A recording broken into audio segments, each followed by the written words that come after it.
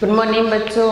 Class BSc first year और BSc BEd second year के लिए ऑर्गेनिक केमिस्ट्री का हमारा टॉपिक चल रहा है एरिन एंड एरोमेटिसिटी। उसी प्रकार इसी चैप्टर का नाम बीएससी बीएड सेकेंड ईयर के अंदर रख दिया गया है एरोमेटिक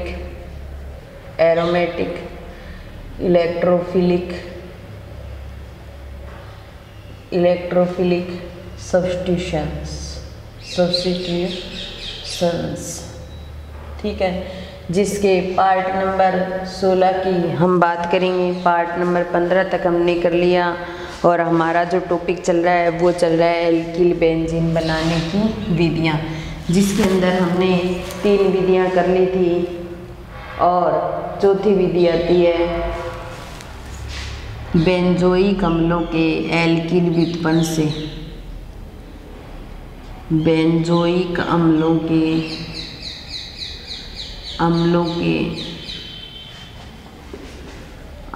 के एल्किल व्युत्पन्न से।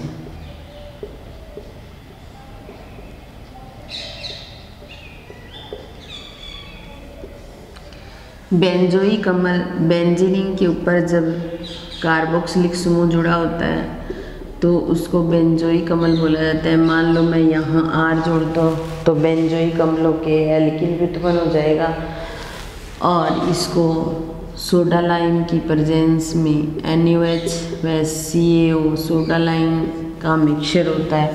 इसकी प्रेजेंस में अगर रिएक्शन करवाई जाए तो एक मध्यवर्ती कंपाउंड का निर्माण होता है CONa, ये पॉजिटिव और ये नेगेटिव और इसके नीचे R। फिर उसके बाद में वापस NaO और CaO के साथ रिएक्शन करवाई जाए, इसका विकार्बोक्सिलीकरण करवाया जाए तो हमें ये प्राप्त होती है और इसके साथ R जुड़ जाता है और यहाँ से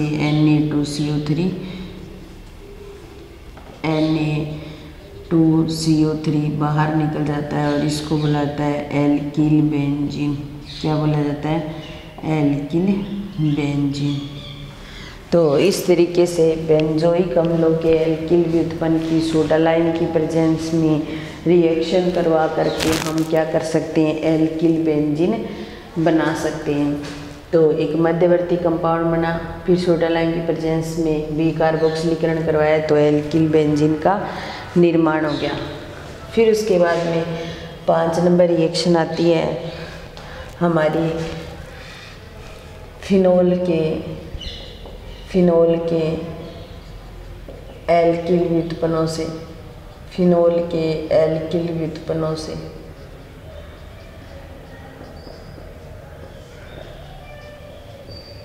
फिनोल के एल्किल व्युत्पन्नों से तो बेंजीन के ऊपर फिनोल यानी कि OH ग्रुप जुड़ा होता है बेंजीन के ऊपर, तो उसको फिनोल बोला जाता है। और उसके साथ ही क्या जुड़ा हो? R जुड़ा हो।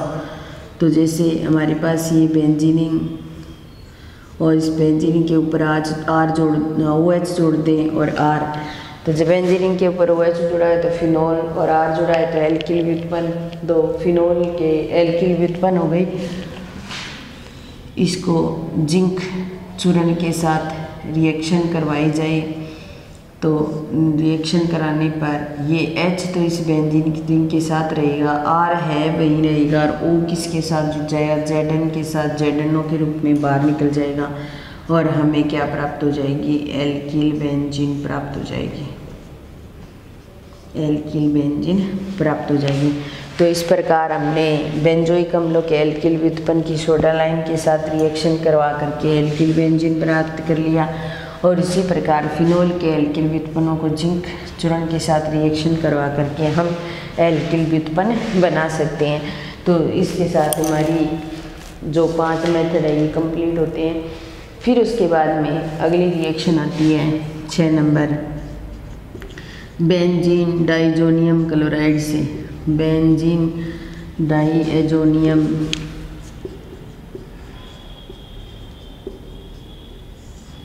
क्लोराइड से।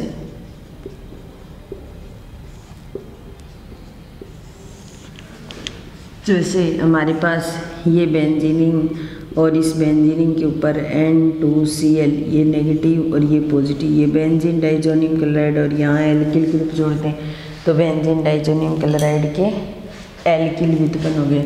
तो रिएक्शन का नाम ये भी हो सकता है के एल्किल व्युत्पन्न, के एल्किल व्युत्पन्न, ठीक है। और इसके साथ CH3CH2OH की रिएक्शन करवाएं और इसकी रिएक्शन करवाने पर हमें एल्किल बेंजीन प्राप्त होता है, ये R और क्या बन जाएगा एल्किल बेंजीन,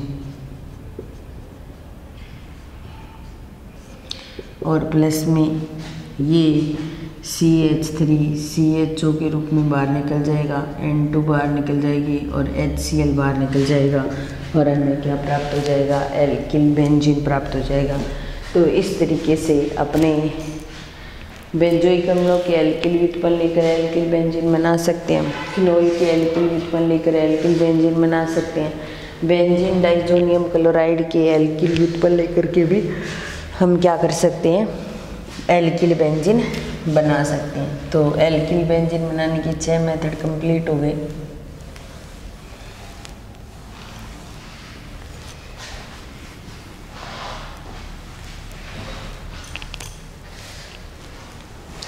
उसके बाद में 7 नंबर मेथड आता है बुर्टज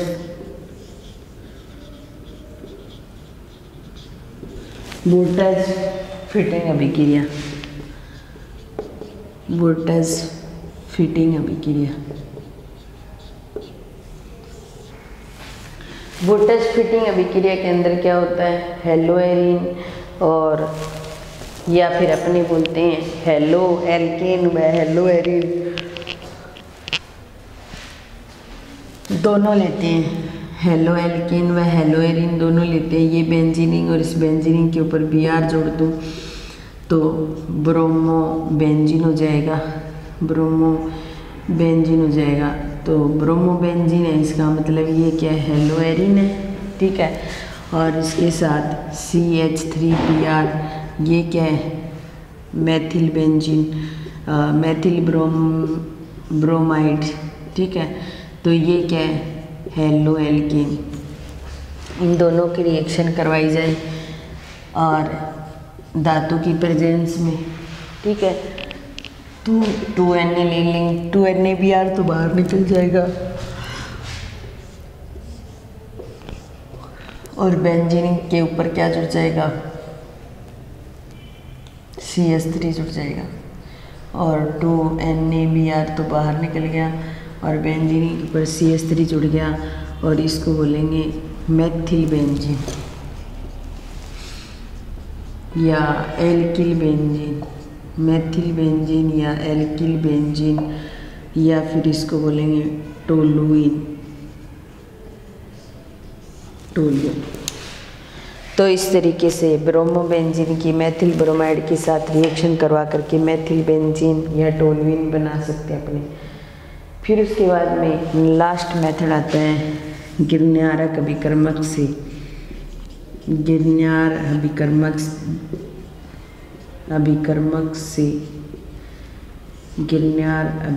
से गिरण्यार अभिकर्मक का मतलब बेंजीन के ऊपर अगर MgBr जुड़ा हो यानी कि बेंजीन और बेंजीन के साथ MgBr जुड़ा है तो वो गिरण्यार अभिकर्मक है। और गिरण्यार अभिकर्मक की CH3Br के साथ रिएक्शन करवाई जाए तो यहाँ से MgBr और ये Br बाहर निकल जाएगा और बेंजीन पर क्या जुड़ जाएगी CH3। तो बेंजीन पर क्या जोड़ देंगे CH3 और MgBr2 बाहर निकल जाएगी तो क्या बन जाएगी टोलुइन, क्या बन जाएगी टोलुइन। तो टोलुइन क्या है एक एल्किल बेंजीन है या मैथिल बेंजीन है। तो इस तरीके से ये एल्किल बेंजीन या मैथिल बेंजीन के मेथड कंप्लीट होते हैं, बनाने की विधियाँ कंप्लीट हो जाती हैं।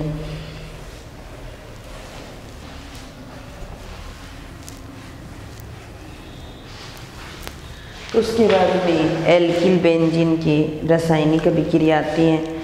तो रासायनिक अभिक्रियाओं की हम बात करेंगे। तो 1 मिनट स्याही डाल लेती हूँ मार्कर में।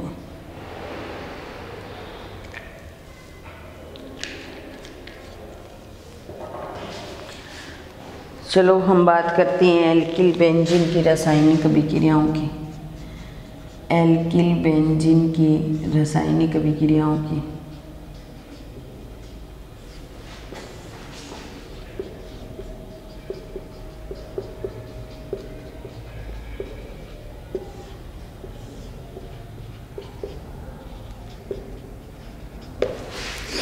एल्किल बेंजीन की रासायनिक अभिक्रिया। एल्किल बेंजीन कई प्रकार की रासायनिक अभिक्रियाएं शो करता है। नंबर 1 अपचयन अभिक्रिया शो करता है। नंबर 2 इलेक्ट्रॉन्स नई प्रतिस्थापन अभिक्रिया। इलेक्ट्रॉन्स नई प्रतिस्थापन अभिक्रिया। तीसरी आती है पार्श्व श्रृंखला अभिक्रिया।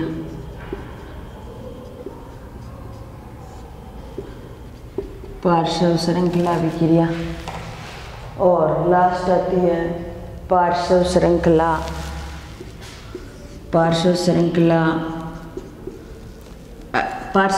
अभिक्रिया। इसके अंदर पार्श्व श्रृंखला प्रतिस्थापन अभिक्रिया कह सकते हो आप, प्रतिस्थापन अभिक्रिया। और यहाँ पर आ जाएगी पार्श्व श्रृंखला ऑक्सीकरण अभिक्रिया। ऑक्सीकरण अभिक्रिया। तो इस तरीके से ये 4 रिएक्शन शो कर सकता है, जिसमें हम सबसे पहले अपचयन की शुरुआत करेंगे, जिसके अंदर सिंपल अपचयन भी करेंगे और बर्च अपचयन भी करेंगे।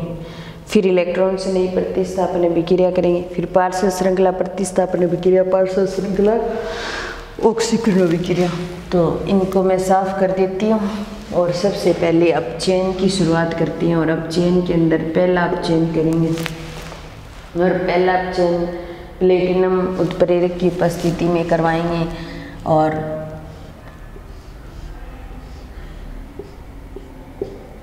(3H2) के साथ रिएक्शन करवाई जाए प्लेटिनम उत्प्रेरक की प्रेजेंस में।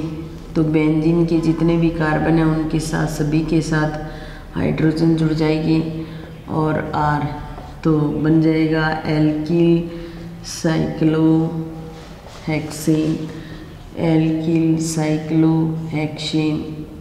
तो सारे डबल बॉन्ड खत्म हो जाएंगे क्योंकि प्रत्येक कार्बन के साथ एक हाइड्रोजन जुड़ जाएगा।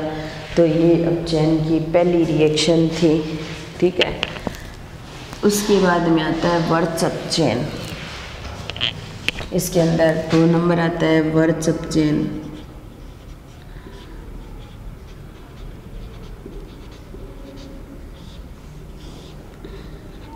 इसके अंदर 2 नंबर आता है वर्च अपचयन। वर्च अपचयन के अंदर होता क्या है, हमारे पास ये बेंजीनिंग और इस बेंजीनिंग का क्या करेंगे, अपचयन करवाएंगे, वर्च अपचयन करवाएंगे।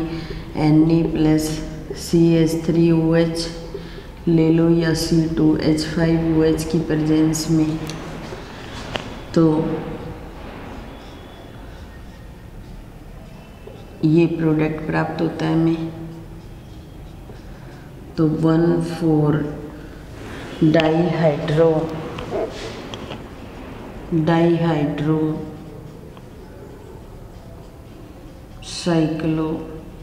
1,4-डाईहाइड्रोबेंजीन बोल दो या, ठीक है।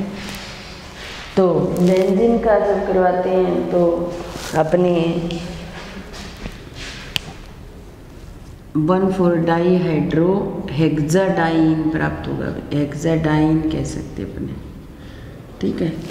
अगर हम यहाँ पर 1,4 प्रोडक्ट प्राप्त होता है, अगर R जुड़ी हो यहाँ पर एल्किल बेंजीन हो तो इसका भी सेम Na और CH3OH लो या C2H5OH लो, इसकी प्रेजेंस में करवाते हैं, तब भी हमें इस तरीके के प्रोडक्ट प्राप्त होते हैं। यहाँ पे R और H और यहाँ H और H।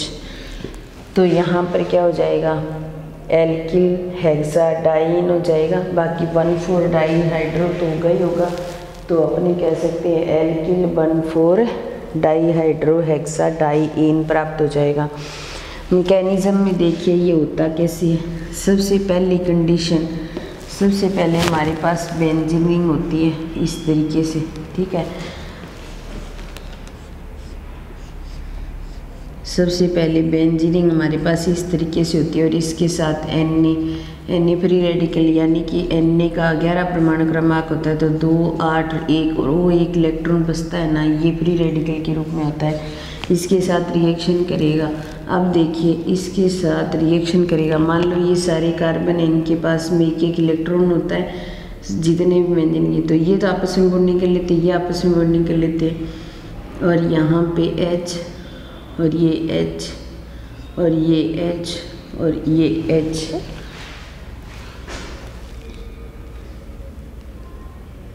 ये होते हैं इसके पास में, ठीक है, एक एक इलेक्ट्रॉन। ये इलेक्ट्रॉन इस कार्बन को एक इलेक्ट्रॉन और दे देगा, तो यहाँ इसके पास कितने इलेक्ट्रॉन हो जाएंगे, टोटल 2 जाएंगे, नेगेटिव चार्ज आ जाएगा। पहली कंडीशन तो ये। दूसरी कंडीशन के अंदर क्या होगा, यही सेम लेंगे अपने, इस प्रकार ले लिया, और लेने के बाद में ये H और यहाँ इसके पास 2 इलेक्ट्रॉन, ये बॉन्डिंग और ये H और इसके पास इलेक्ट्रॉन, ये क्या करेगा C2H5OH के साथ कराओ या CH3OH के साथ कराओ, एक ही बात है। ये H इसके पास चला जाएगा, ठीक है, तो ये नेगेटिव चार्ज ख़त्म हो जाएगा, क्योंकि H क्या है, H के पास इलेक्ट्रॉन नहीं है, तो ये इलेक्ट्रॉन यहाँ H जुड़ जाएगा और यहाँ H जुड़ जाएगा, और C2H5OH नेगेटिव ये बाहर निकल जाएगा। इस H के पास इलेक्ट्रॉन नहीं है, इसके पास दोनों इलेक्ट्रॉन, एक इसको दे देगा, एक अपने पास रखेगा, बॉन्डिंग कर लेगा, राइट, जुड़ गया। तीसरी कंडीशन में क्या होता है, जो अभी हमने बनाया है वो लेंगे, ये H और इसके पास इलेक्ट्रॉन और ये H और ये, चलो उधर कर देती हूँ ऊपर। तीसरी कंडीशन में क्या होगा, तीसरी कंडीशन में ये जो बनाया हमने वो ले लेते हैं, वापस ले लिया, थोड़ा सा बड़ा बना के कर लेते हैं, समझ आ जाएगा। H और ये H, ये बॉन्ड और ये बॉन्ड और ये H और इसके पास इलेक्ट्रॉन, यहाँ फिर Na आता है और अपना इलेक्ट्रॉन देता है, इलेक्ट्रॉन दे करके नीचे वाली कंडीशन तो कंप्लीट हो गई। इन दोनों के साथ तो हाइड्रोजन इस तरीके से जुड़ गया, इसके साथ H है, ये अपना इलेक्ट्रॉन मिलकर इस पर नेगेटिव चार्ज आ जाएगा, मतलब 2 इलेक्ट्रॉन है। फिर चौथी कंडीशन के अंदर जो बना है अभी ये ले लेंगे और ये लेकर के ये H और ये नेगेटिव चार्ज, इसके पास 2 इलेक्ट्रॉन और यहाँ H ने बॉन्डिंग करी रखी है, इसके साथ फिर C2H5OH आएगा और रिएक्शन करेगा, अपने H को यहाँ भेज देगा और खुद C2H5O नेगेटिव के रूप में बाहर निकल जाएगा, और यहाँ पर बेंजीन के साथ में ये जुड़ जाएगा H और ये H और ये H। इस तरीके से ये 1,4 डाईहाइड्रो 1,4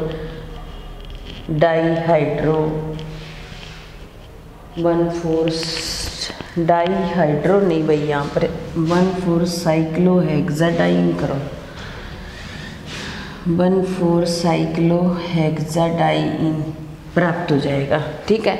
अब देखो यहाँ पर R है तो इसमें कुछ नहीं करना, यहाँ पर स्टार्टिंग में आप R रखोगे, ये R रहेगा, यहाँ पर R रहेगा, यहाँ भी R रहेगा, ठीक है, फिर यहाँ पर भी R रहेगा, ठीक है, यहाँ R रहेगा और यहाँ R रहेगा और यहाँ R रहेगा, बस। तो 1,4 एल्किल साइक्लोहेक्साडाइन प्राप्त हो जाएगा। तो इस तरीके से हम बर्थ अप चेन करवा सकते हैं। तो सबसे पहले बर्थ अप चेन किसकी प्रेजेंस में, NaCH3OH C2H5 की उपस्थिति में करवाते हैं, तो 1,4 साइक्लोहेक्साडाइन प्राप्त होता है। इसमें 1,4 एल्किल 1,4 साइक्लोहेक्साडाइन, एल्किल 1,4 साइक्लोहेक्साडाइन, हेक्साडाइन, तो सबसे पहले Na के पास एक इलेक्ट्रॉन होता है, वो देता है इसको, इस पे नेगेटिव चार्ज आता है। फिर C2H5OH इसके साथ रिएक्शन करता है और रिएक्शन करने के पश्चात ये बॉन्डिंग हो जाती है। फिर वापस Na आता है अपना एक फ्री इलेक्ट्रॉन लेकर के, इसको देता है, इस पे नेगेटिव चार्ज आता है। फिर C2H5OH इसके साथ रिएक्शन करता है और C2H5O नेगेटिव बाहर निकल जाता है और H उसके साथ जुड़ जाता है। तो इसके साथ ही बर्चअप चेन कंप्लीट हुआ और अब चेन भी कंप्लीट हो गया। अब 2 नंबर रिएक्शन नेक्स्ट क्लास में करेंगे। इस क्लास का यही समापन करते हैं। धन्यवाद।